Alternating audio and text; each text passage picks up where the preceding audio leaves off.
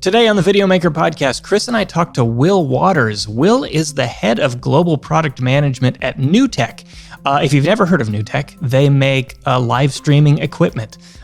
Chris and I and those of us at Videomaker are very familiar with NewTek. We've been using their products for a long time.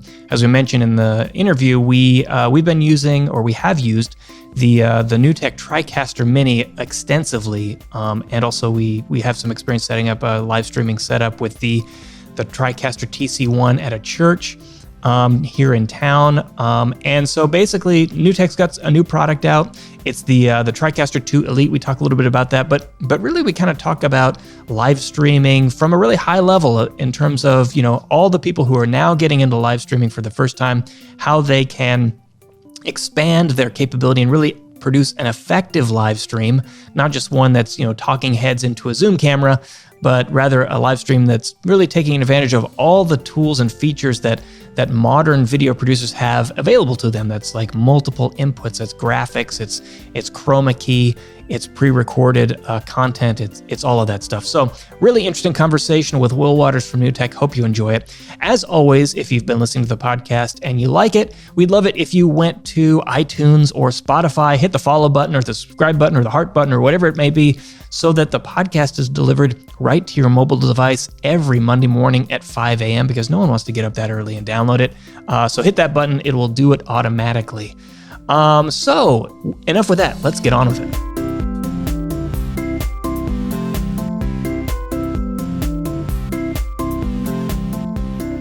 Welcome to the Videomaker podcast. I'm Mike Wilhelm, and with me across a very long table today, Chris Monlux. It's what movie is that they sit across the long table? Oh man, I should have had this better going. Actually, we brought this up the last podcast. At least the one I remember is Batman when he's like across from, I think, Nicole Kidman or something maybe. Yeah. And they're having dinner, and it's like a 40-foot long dining table. That's what it feels like right now, right? Yeah. I guess so. There's got to be another one. Yeah, it'll hit me halfway through the podcast. And our special guest today, Will Waters from NewTek. Will, how's it going? It's going fantastic. I think it was Kim Basinger. Oh, yep, yeah. Batman there, the long table. That's right. It's a great scene.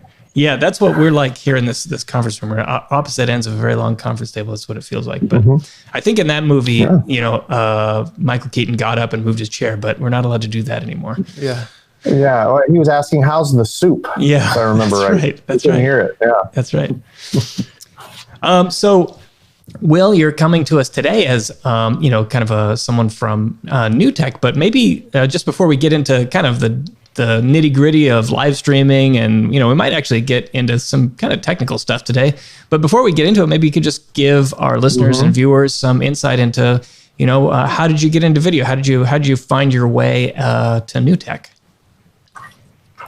Oh, that's a story that goes back quite a long way. I've been in and around the NewTek world for I guess somewhere around 15 years now, maybe a little bit longer.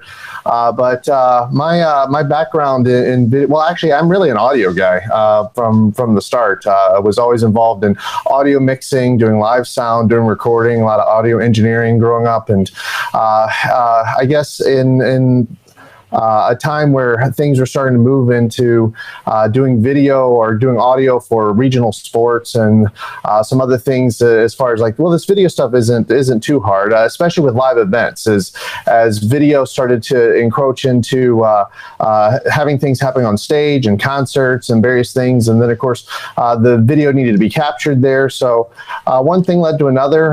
Found actually with NewTek, what we would call the VT in those days. I think I had family members that had the toaster way back in the 90s. So it's just something that I grew up with. And then one thing led to another. I worked with an integrator that did a whole lot of sound, video, and lighting systems in the Detroit, Michigan area. Company called Advanced Lighting and Sound. We'll plug for them, but they taught me a lot of stuff because it was broadcast, it was audio, it was staging events, and one thing from there is also doing video in computers and computer desktops. And in those days, doing things in software, people thought that was a bit crazy. But anyway, we got into streaming. Of course, those were the days that YouTube was just starting, and I think the Major League Baseball had already put some games on streaming, but things grew up from there. there. We built some different things to be able to deliver, say, to churches with people that were shut in instead of DVD. One of the things that it really frustrated me with DVD burners. If you remember those days, you're trying to pass out video and do different things. I was like, there's got to be a better way to do this. So what we ended up doing was basically being able to stream that, directly into a set-top box. And from there, well, one thing led to another, got involved with NewTek, the Tricaster, then got into broadcast and sports, and being able to then send to schools, to churches, to corporate education, streaming, all over the place, media entertainment, just is a absolute great time. Okay, so you said a couple things here that kind of piqued my interest. So first off, I'm glad to hear that you have an audio background. Actually, Chris and I were kind of joking, I don't know, half serious maybe, a couple days ago. We were talking about some technical issue we were having on the podcast, and Chris is like, we should ask Will about this when he gets on the show. It has to do with audio and things lining up. Maybe we'll test your technical prowess later in the show about that. Not necessarily, but we'll see how it goes. Yeah. The other thing was you mentioned that in the old days, editing with software on a computer was like kind of the crazy thing to do. I remember at the time, I don't know the date range, but Videomaker actually changed the name of the publication to Computer Videomaker because that was like this hot new thing, that everyone was doing, and it was like this cutting edge deal. Chris and I came to, started to grow our careers right in that transition when, software was just coming up. So we remember that time quite well. So you made your way to NewTek, and actually I was excited to talk to you because, we have been using NewTek products on and off here for a while. For a long time, we were doing our live streams with it must have been the first generation of the what was it? The Tricaster Mini. And you're on, let's see, what is the Tricaster Mini on? It's on like the third or fourth generation now with the 4K version. Yeah, we have a few different, we had the HDMI and SDI, and now the 4K version, being able to deliver that out with NDI inputs. And are you using literally a Tricaster today to connect with us? Actually, I am being able to do some different things. Like I have my wonderful internet, Pinterest board ready, a background behind me. But the great thing about that is being able to really do a whole lot of mixing and various things in. Even be able to, maybe even bring about something like titles, have that animate in and out, and all kinds of fun stuff. Yeah. So for anyone who oops, I got a little. Audio back. Anyone who's just listening, or we see here that Will has given us some on-screen graphics. Yeah, it looks like when I switch the camera, the audio changes. So let's. I probably followed the. Have audio follow video. Yeah. We're not going to do that anymore. All right. So Will, I take it what we're seeing behind you, which looks like a very nicely well-designed. I don't know, waiting room or something, maybe living room. That's not real that you're using a virtual background? No, this is an absolute virtual background here. I really wasn't thinking about this too much, but here, let me see what else that I could potentially take a look at here for. But maybe just go ahead and move to something different, and then let's see what else we have. Might be giving you some different audio there. Just all kinds of stuff. I think that's some different things we had seeing in NewTek in the background. But yeah, it's all the different things that you can certainly do. It's one of the things that makes video interesting. It's not just about having the single camera, of course, and being able to deliver that. I mean, having something that's interesting. We've all grown up around video now. People have been watching TV for a long time. Today, you have all kinds of social media, different filters that are going on. You work with, so something compelling is really, really important to be able to deliver that. Keep the eye trained and keep it interesting. And of course, branding is a big part of what you have to do as well. So those graphics, whether it's a studio, whether it's a lower third, whether it's information about the content that you're working with, that's all really important. And that's all, coming through a Tricaster. It really ups the production value too. If you can add that added information, you don't have to say it verbally. You can just have a much smoother production overall. we keep it simple here in our podcast, mostly to keep the amount of time we have to put into everything down low just to do a live tape. But it's always important to be able to up that production value wherever you can. Yeah, we we had a live event a few weeks ago, which NewTek participated in, and something that I was impressed with and maybe kind of envious of is that I forgot the name of the guy that was presenting, Chris, maybe something. At any rate, from the NewTek side was presenting from streaming from a NewTek Tricaster. And while he was doing it, he was doing like all the switching himself. Probably helped that the talk itself was about live streaming and switching. But we have tried that here with this very podcast of switching while we're recording. And it just was a total disaster, which is why now we're doing the 3-way split so we don't have to think about it anymore. It's hard to keep the conversation going and be the TD at the same time. Like I get involved in the conversation. I'm like, oh, I've been stuck on Mike's face here for too long. So Will, sorry, not to interrupt. Go ahead.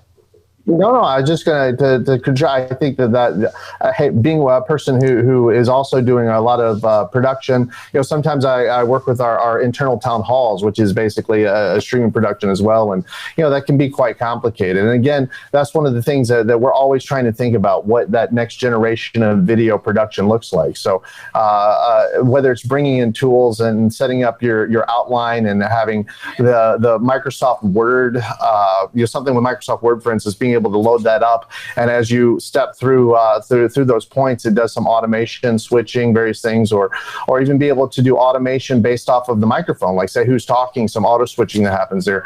There's some really fun things that you can do in software today that really we weren't able to do a few years back.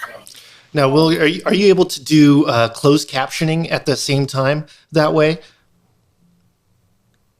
Well, closed captioning, that's a bit of a challenge. Closed captioning, it's a little bit different in the streaming world with various, there's a lot of different standards, if you will, and depending on what vendor you're looking at and how that payload is put in, and then are you working with phonetics, or are you working with something that's based off a transcript? So there's not really a great universal way to go about that, but I will say this, that that technology is coming along really fast.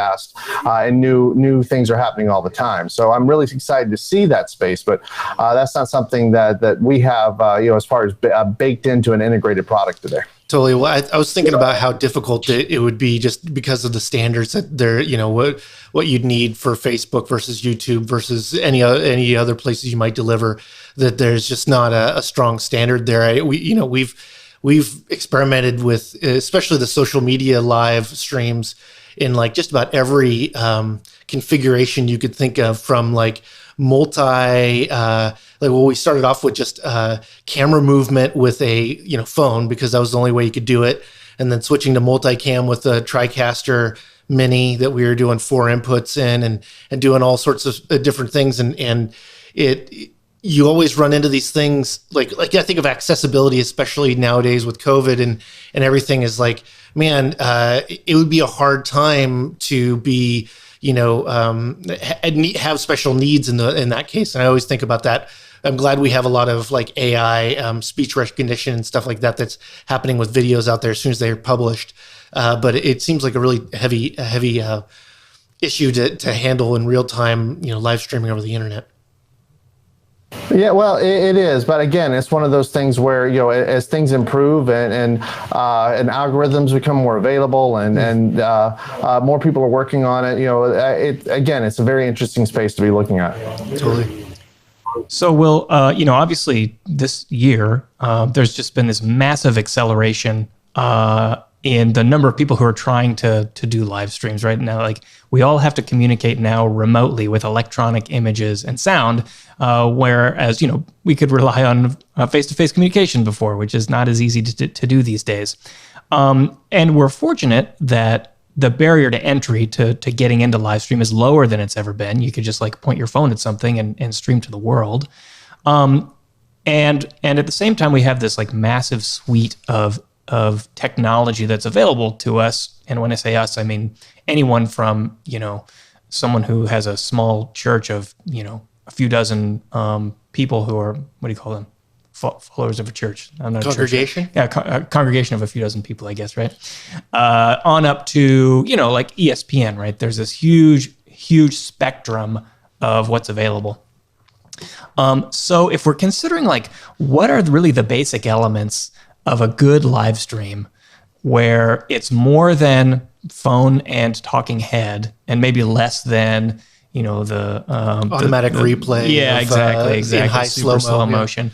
What would you say is sort of the elements that anyone who was trying to achieve an effective live stream that communicates well, that's clear, that's well produced, should look for? What are those features and those aspects of a live stream they should strive for? Yeah, well, I think that's a great question. I think there's a lot of people, again, it's kind of feeding this content beast, right? And there's a lot of content out there, but you do have to, like anything else, like content is king, and the good stuff, generally rises to the top and you're working with. But, a lot of things that I think people don't realize is that the prep time that comes into a live stream is so important. Being able to really look at, what that content, how you're going to deliver it, kind of map through that and really give yourself enough of the prep as far as what that is. Of course, having good audio is always important there too, because even if the video kind of has a different thing to go about it, as long as you're listening, that will keep viewers engaged because it's able to deliver that. But when you get beyond that, it is delivering some different things. You don't want to stay too static. I mean, if you think about, even if we were sitting here and face to face and you're talking, like, say we're having, well, let's go back to that dinner conversation around the table, right? You're looking around, you're taking cues, you're seeing that. And when you work with video, I mean, really, you as a producer, you have to realize that, hey, you're choosing where to take those shots, what to focus on, how to deliver that content there. So, having multiple camera angles or multiple sources, kind of gives that second level of production value that you bring in to whatever it is that you're doing, not just a single source or single thing that you're staring at for, however long that stream may be. Beyond that, it gets into, okay, things that you can add in creatively, whether it's branding of graphics because you want to deliver something consistent, or it's something that you want to enhance because you are limited in your space with something that's either virtual or something that you're actually going to deliver that is graphically to the content. I mean, something better than a PowerPoint slide. I mean, we don't want to have death by PowerPoint, but I think all these things are really important. And then, of course, having remote guests. I mean, just like we're talking about right now in today's world, you have one thing is like we used to fly people into studios or let's be all here together. Now we need to interact. And many times it's like, well, what virtual meeting room and what application are you using? So you really have to have flexibility to be able to really access your guests and those remote people from wherever they happen to be and then wherever you happen to be. So those are just some really top level things to be able to get that. And then I would also say is the responsiveness, being able to respond to comments to the user, the viewer. It's not really the user, it's the viewer of your content. That's really important because that keeps people engaged. And it's like a conversation. And we're using video for conversations, but ultimately it's a communication tool, right? It's just like talking back and forth, and you need that really, even if you're just delivering it out, say pre-recorded, well, you're still talking to people. You're talking, you're delivering a message, you're telling a story. And those are really important things that make for a good live stream.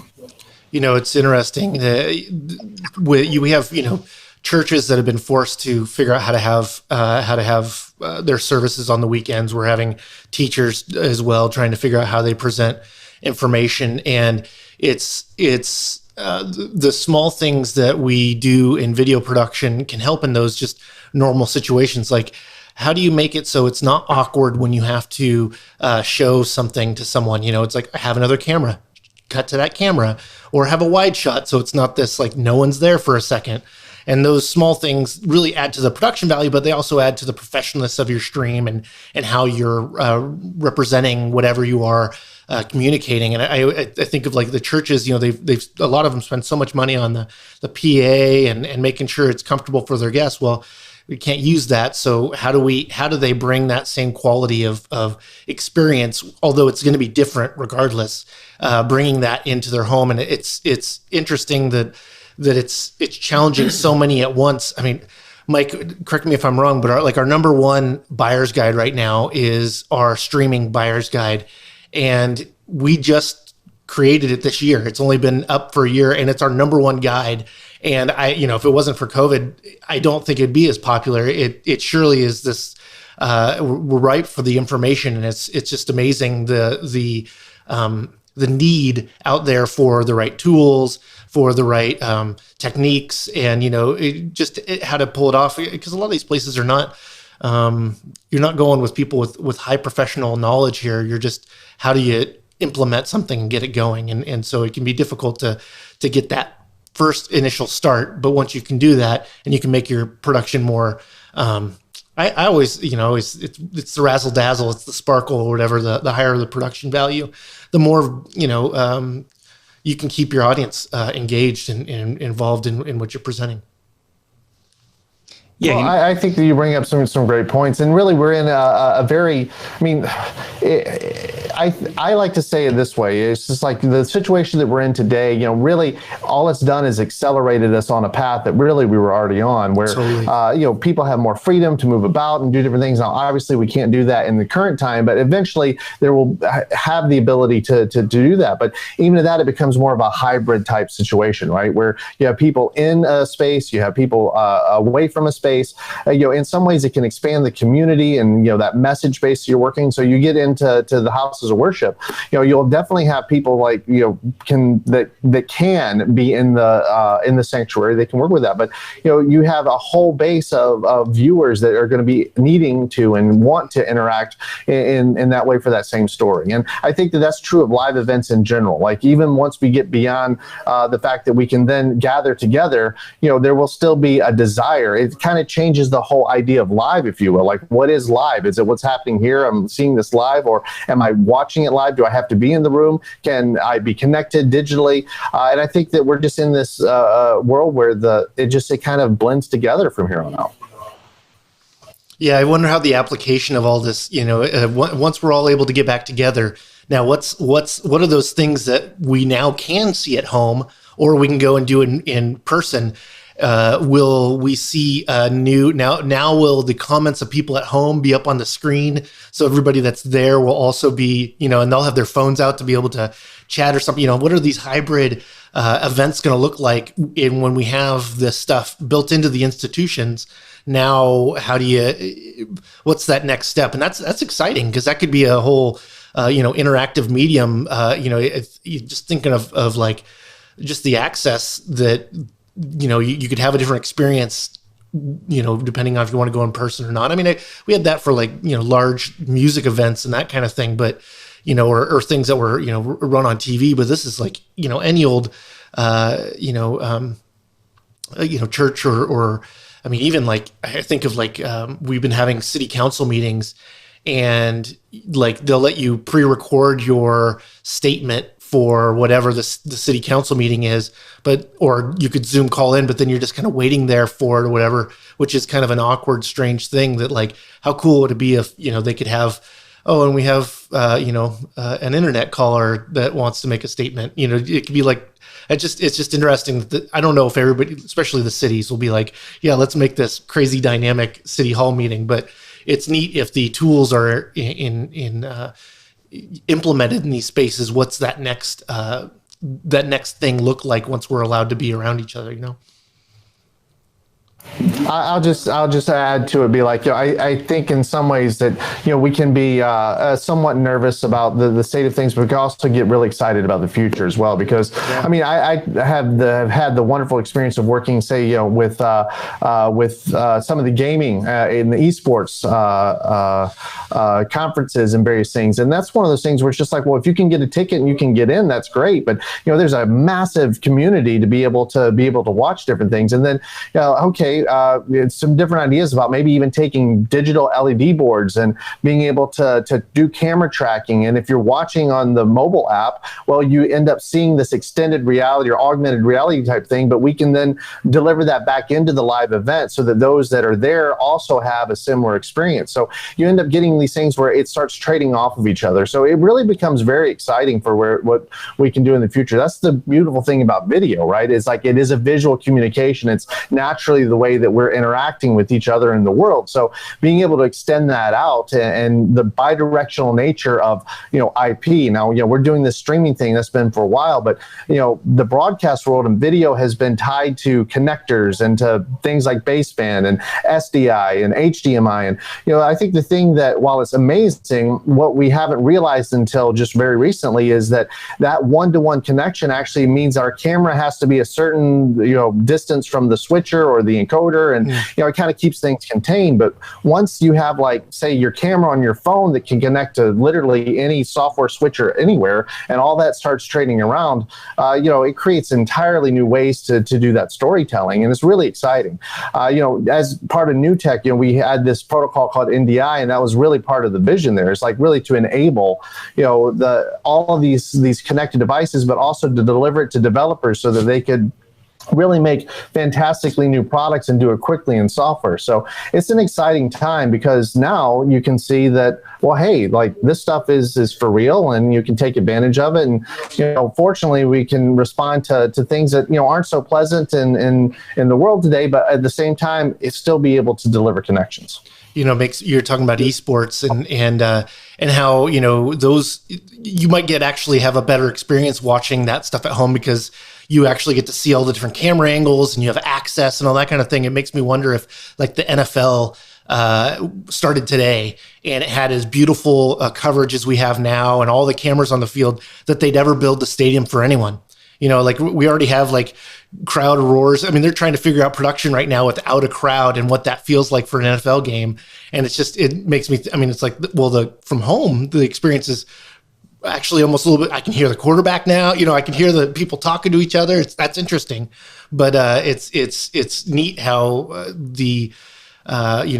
what might not have been interesting even to watch in any other way, that when it's produced and streamed online, it's going to be far more interesting. I mean, I guess everybody used to watch their friends play video games or something, but who would have thought that we'd, spend hundreds of hours watching other people play video games on the internet, or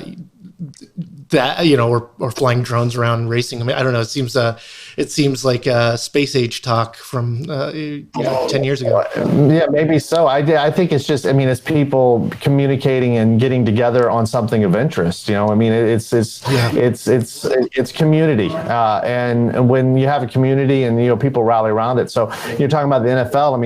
It's great. Like when you're engaged in the game, and there's a huge portion of that's super important. But there's a whole lot more to the experience as far as whether you're out with your friends, you're having fun, you're talking about different things. It provides an opportunity for connection, and that's just the great thing is we adapt, and so I think we're adapting, and unfortunately, as we move forward, there are products and technologies that go along to really allow for that integration, that bi-directional nature of the workflow, and the quick and easy setup to expand. It's all about keeping up, and the thing that is really exciting, as a vendor and someone that's working on trying to figure out what those tools are, is actually seeing the way that users and producers and storytellers are actually using the tools in ways that you never really thought about. You're like, hey, that's interesting. Oh, that's new. And like one thing kind of begets the other. And you really, that's innovation, and it kind of moves us all forward.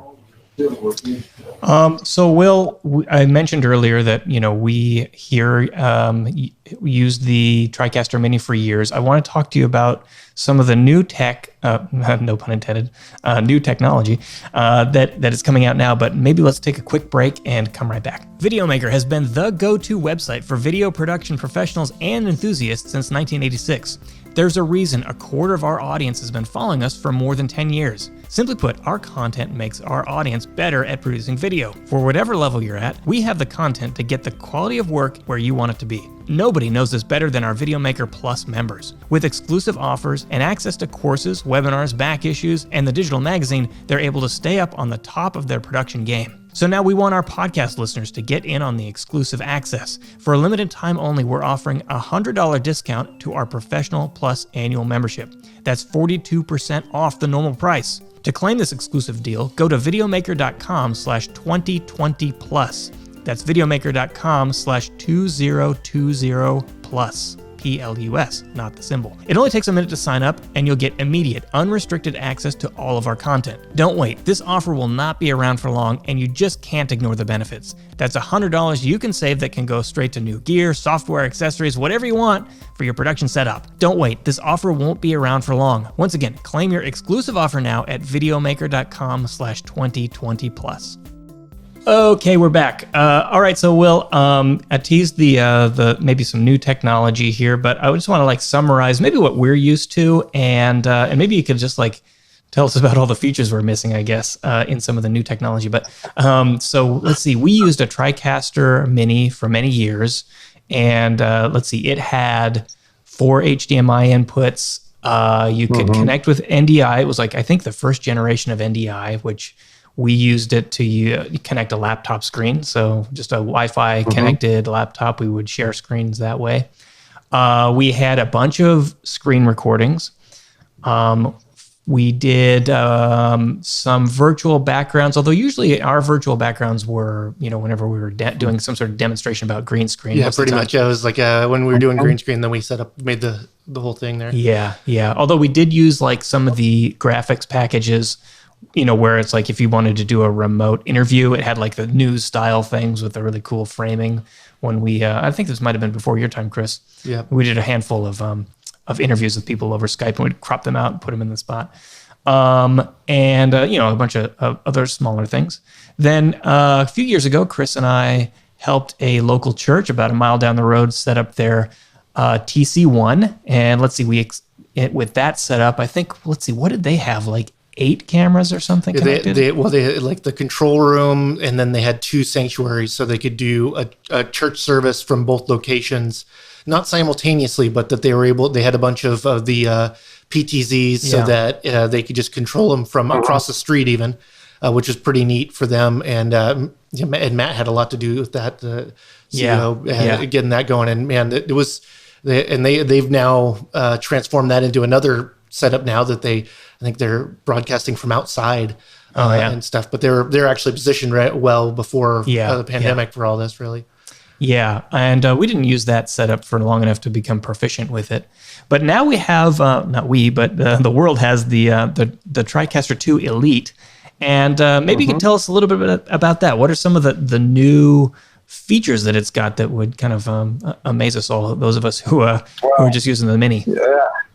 Tricaster, I mean, it is an integrated live production system. Really, it goes out. So everything that's in it, we do try and put it all together so that producers, storytellers have what they need. But the Tricaster 2 Elite comes in at really the top. I mean, it is our flagship Tricaster product, and some of the things about it, I think that were very relevant to today's world. Is that, well, I guess before I get into specific features here, you got to talk about really what's going on. When we sit down, we try to say, again, what is that next generation of storytelling via video to be like?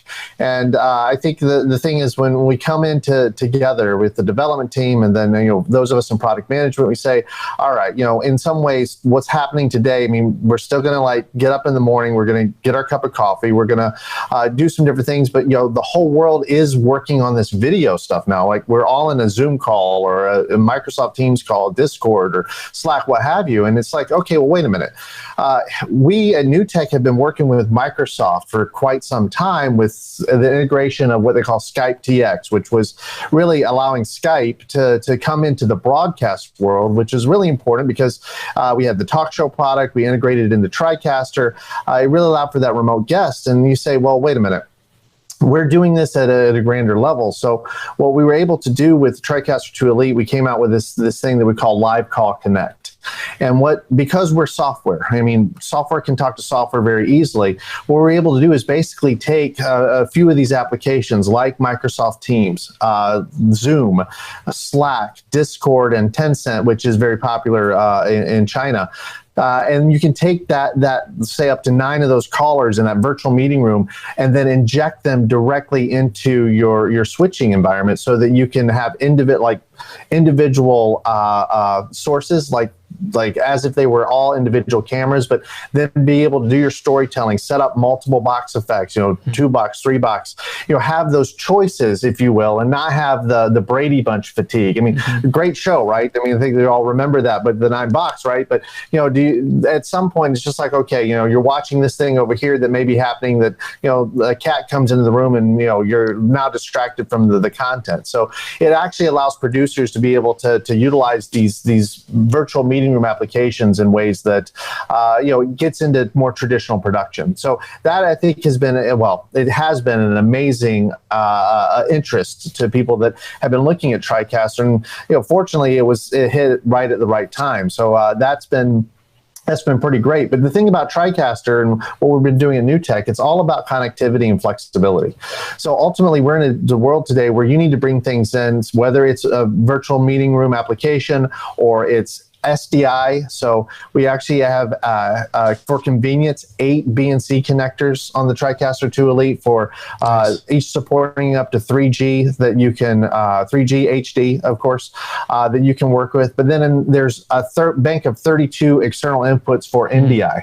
And those could be either the SDI, it can be the virtual meeting room applications, it can be things like SRT feeds, RTP feeds, RTSP, RTMP. There's just HDMI through conversion to NDI. So really it gives you the capabilities to really have the flexibility. So, from that standpoint, that's it's when you need that source, no matter what that source is, I would argue that it's the most flexible live production device on the planet when it comes to versatility of input.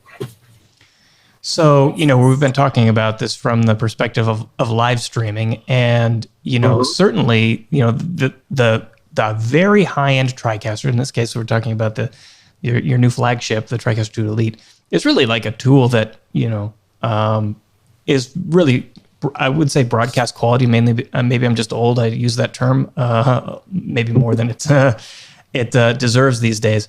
But we're really talking about, this kind of like super high-end production that could be on television. But we've been talking about it from the perspective of live streaming. So who is typically the typical user? Like what kind of, I assume that we're talking about organizations that are using this solution to do sophisticated live stream. But what is a common use case for this? Well, the common use case, this is the wonderful thing about working in a company like NewTek is that we have the ability and the opportunity really to service so many different types of verticals or traditional verticals. So we have a lot of use cases, of course, in broadcast to be able to deliver to some type of linear TV, or in today's world, it's over the top, it's streaming that a media company may be delivering out. But there's also a lot in corporate communication. For those that know something about the video world, right?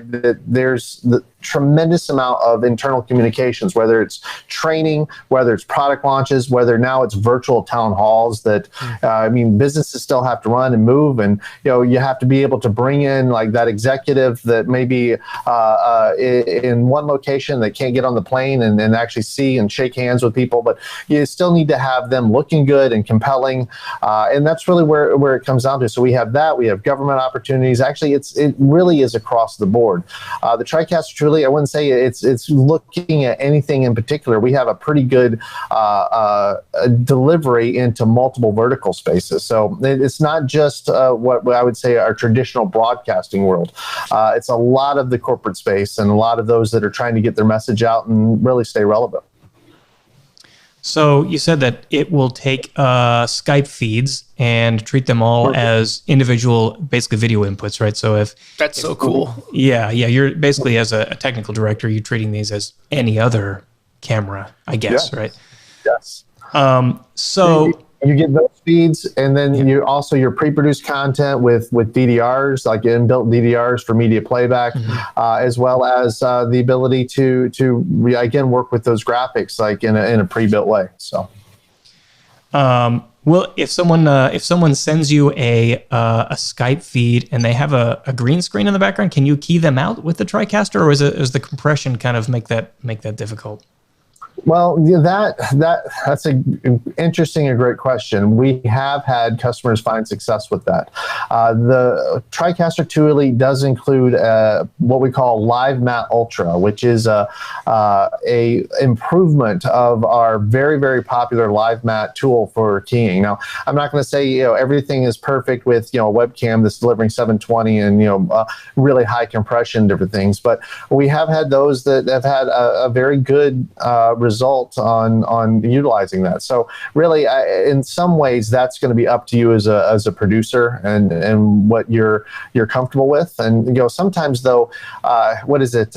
Necessity is the mother of invention in some ways. Like people do what they need to do to get their content out. Well, and the thing about getting a good key, it's all about lighting. So if some depends on who lit the green screen in the scene, if you're going to be able to key it or not. Compression or not, if it's not lit right, you're not even going to be able to be successful with the strongest tool. So that's the big, I think, key there. I think if you're starting with good, you might end up a little better. I couldn't agree more. It's so interesting. And, one thing I think that the current situation is teaching so many people about lighting. I don't know, you can call it the TikTok effect or the Insta Reel, whatever it is. Like, the ring lights that are so popular on Amazon now. It's like, people are realizing that lighting is important. It all starts with physics, right? And, the more light you can get onto that sensor panel and in the camera, the better end result you're going to have. Yeah, I'm have to anticipate or have to guess that, maybe Zoom had something to do with this. Maybe it's TikTok. I think TikTok has the things where you can respond to TikToks or something. There's a side-by-side thing. But as soon as you see, your mug poorly lit next to someone else who's got the nice ring light or whatever, it's like, oh man, I got to do something about this. I'm seeing it so much in the news, since they're taking pundits from everywhere, man, I've seen people like going from their car. You like see the interior of their car. And I'm like, this is not normally where you see a reporter. Yeah. But that everybody's competing. And like even the anchors, you're like, oh, I can see a little green spill on you. I wonder what studio, you must be in some other auxiliary studio that they don't normally use so that they can have two shows going on in the same space or whatnot. But I always think about the technical side of that. And then you're like, oh, that's not a key. That's someone just printed something out and put it behind them. And you can tell, it's like, oh, that's just a fake background. All the different ways, to get around that, I guess. But something that anyone who has ever tried to set up a live setup, even a simple one like ours, will learn is that something that seems simple can be complex and made even more complex every time you add a new cable into the mix. It's like, oh, now I got to get this into this. I got to get another cable. I got to get an adapter. And originally when you guys came out with it was called the talk show, right? I think it was the Skype box, essentially, where you could connect it to your existing Tricaster. I don't know if you guys thought about it this way, but what I thought was, oh, this is like a supplemental thing. Like in a pinch, you need to get someone in, you can use Skype, and that's that. They can be into the stream. Today, it seems like maybe that is heading towards being like the default, right? In that every time you add a new camera that's a dedicated camera setup with, it's just like a camera with a cord that comes out and plugs into a thing. It's another layer of complexity. And when you're dealing with people scattered around the country, that's a lot of complexity that's difficult to manage remotely. Whereas most people can turn on their laptops or their phones and connect to Skype and they're in right away. So I'd imagine that a lot of organizations will see this feature and go, oh, that's actually the killer feature. That's the default thing that I want to do from now on. And maybe someday I'll connect a camera, but it's the Skype connection. Have you guys noticed anything in regards to trends and usage of that as a tool? It's relatively new, right? You guys came out with the Skype integration only a few years ago. Well, yeah, we I believe it was our marketing people be right on me, but off the top of my head, I think it was 2015. We originally went with talk show, and that was exactly the intent. It was just like, well, hey, we saw that remote guests were a need, and it was being utilized. The thing about it is you would have the producer saying, well, here, I want to do this, and then the engineer over on the other side being like, hey, that doesn't meet our quality standards, and it's just you end up having this friction point. So we kind of looked at that as it's well, wait a minute, whenever there's friction, that's a problem to solve, right? So what we were able to do was, of course, working with Microsoft and great partnership there to be able to bring bring the talk show box out and then deliver just an SDI connection for what started as that Skype call.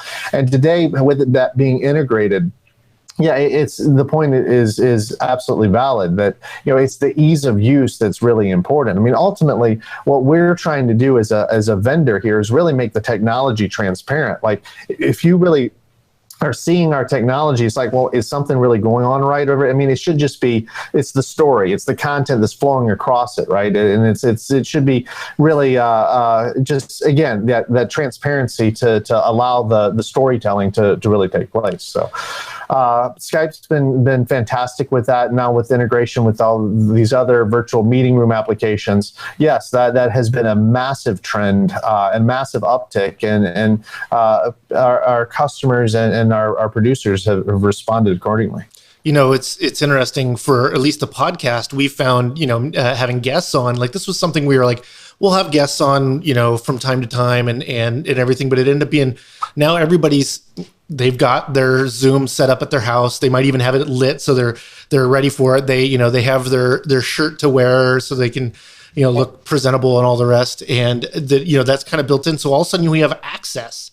And it's so amazing because, if you're talking about a producer of a show, journalistic show, whatever you're trying to do, but access to people is where you're going to be able to make, better content. I mean, I think even of like the news, if they just have smarter pundits, more acclaimed people that have, more knowledge or whatever, that access is going to make that show so much better. And like being able to go, I remember working at the TV station and they're like, we have a call in from someone that saw the fire started, and it's like, it's just going to have to be a phone call. But like, how cool would it have been if the person that's there, that's just like, you can see the expression in them and that they can just do it on their phone, and like that kind of access and being able to go, yeah, we can take that. Yes, we're going to push it through, and it's going to, I mean, the hard thing is, of course, video calls, regardless of who takes them, are, somewhat dependent on the the connection. So you can have something good, but I think that actually that bar has gone down, at least on broadcast television, for getting phone. Even guests on the late night shows and stuff are you're gonna do Zoom calls. It's just how it is now. I think it is two things that are kind of converging together. Yes, I mean, maybe the acceptability of a remote feed. I mean, it's better to have some video than none, right? Totally. But let's keep in mind that the technology to the end device is actually getting better and faster all the time. Yeah. I mean, not to throw a pitch into the thing, but we hear about it in the marketing of 5G, already. But I mean, the truth is that that bandwidth improvement is happening all the time. But to your point here, though, it brings about new ways of interacting with video, and some of the same technology that we have in the Tricaster 2 Elite, with the NDI transport, of course, is what the NBA has been utilizing, even with the use of Microsoft Teams and bringing in spectators. So if anybody has been watching that, like, that's a new use of video. And of course, at some point we want people back into stands and different things like that. But that was a very interesting thing that was being able to be brought about. So it's not just about doing the video. Well, it's video making, right? It's not just the video that's being broadcast out, but it might be the return feed in, and being able to work with that together. It's really exciting stuff. One of the things I think is really neat about NDI is that you can put a remote camera in somewhere and do power over PoE, and so you can just have one cable going to that camera, and you have complete control over it. And you can, if it's a PTZ and all the rest, and like that's just really, I mean, it makes camera placement not as important, or I can get this view that I wouldn't otherwise be able to put a camera, or just in the way of like, you don't have 200 feet of cable to run. Mm-hmm. You can just use the infrastructure you have. I think that's a really cool part of it, of NDI. That not only can you do power, but you can do control and you do video all over the same cable. Like, that's just fantastic. Like, I think of like stadiums that, and of course they destroy old stadiums, so they don't have to do this too often. But the idea of like running new cameras with new technology in an old facility, like, just it seems problematic at best. And just being able to plug into a network infrastructure that surely isn't that old, is probably a far better use case. Yeah, it's again, it's about flexibility of your productions. Going back to the houses of worship, one of the things that's fantastic is that utilizing the NDI-HX capture for the camera on your phone, it delivers those that may be really budget limited, but potentially could utilize just parishioners' phones as that extra shot. While they build up their program for that. So it does require a little different skill set. I don't want to be completely blind or just mute on that subject. They're getting onto a network. It's a little bit different than just taking that one plug here and taking that HDMI cable and like putting it just right into the one-to-one there. But the thing about it is intended, and we work very, very hard to try and make it as easy as possible and as many environments that we can think of. And again, that's improving all the time. Yeah, totally. It's funny that Chris, you talk about the I don't know. These are my words, not yours. The degradation of standards, I guess, in terms of how webcams have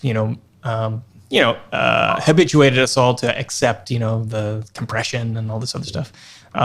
You see all the time on TV when people use Skype. It's got the little Skype logo in the corner. And by the way, I don't know if does the Tricaster omit that Skype logo, or the Skype logo still appears? Well, that gets into some. There's some things about that get into licensing, and I'll let the lawyers really talk through all that. But there's some terms for broadcast that if you don't have the logo, as long as you're stating that we're bringing some in through Skype or whatever terms there are ways to do that. But it's important to know where things and what use and what technology is being transported. Yeah. So where I was going with this is that the good thing about that logo is that even if standards are degraded a little bit, if there is like a breakup of the quality and it's all pixelated, everyone knows whose fault it is. There's Skype right there. Blame Skype, yeah. That's every video call is now a Zoom. All of a sudden, it was a Skype and now it's a Zoom, and it's funny how the nomenclature just all of a sudden changes. Based on the leading technology, I guess. Yeah, for sure. I think that goes all the time, but when it comes down to it, again, it comes down to you have the flexibility and the opportunity of having the source versus nothing at all. I think that it's really important to keep that at play. Yeah, and all the streaming providers, the conferencing providers now are really under the gun to present a really fantastic experience, and they're all scrambling to top each other. So any challenges that we are experiencing now are just going to get improve over time for sure.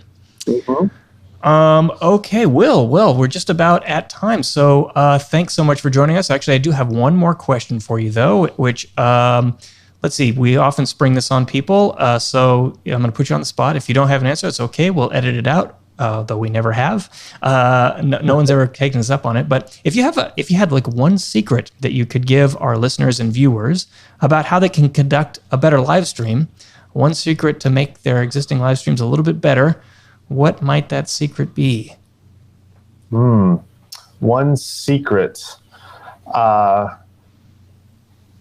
I would say that, let's see, one secret. There's so many good things, so many things that you need to get into it. I would say that it really comes into having that appropriate prep. Spending that time on having that outline, and I'm going to be biased here because just give one thing to our Tricaster users out there. There's the ability to again take that Microsoft Word doc and have that become your TD. I don't know how many people realize that, whenever we start a production and we start our stream, whatever, what's the first thing that you really open up to do? It's usually some type of text thing, a Microsoft Word doc, a Google Sheet, a text, you're writing it down on a notepad, right? That's what we're trying to think about. It's just like, okay, that probably is your best tool when it comes to having any type of successful production.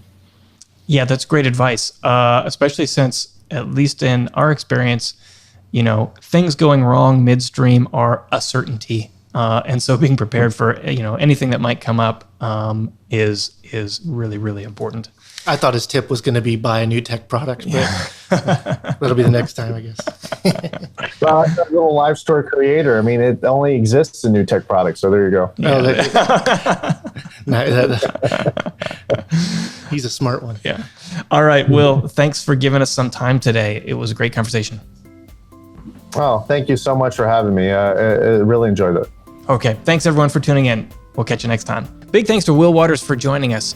If you're interested in the NewTek products, you can check out newtek.com, or if you want to check out the Tricaster 2 Elite, we've got a link for it in the description. You can go there and check it out directly. So for Chris Monlux and everyone here at Videomaker, I'm Mike Wilhelm, and you've been listening to the Videomaker podcast. We'll catch you next time.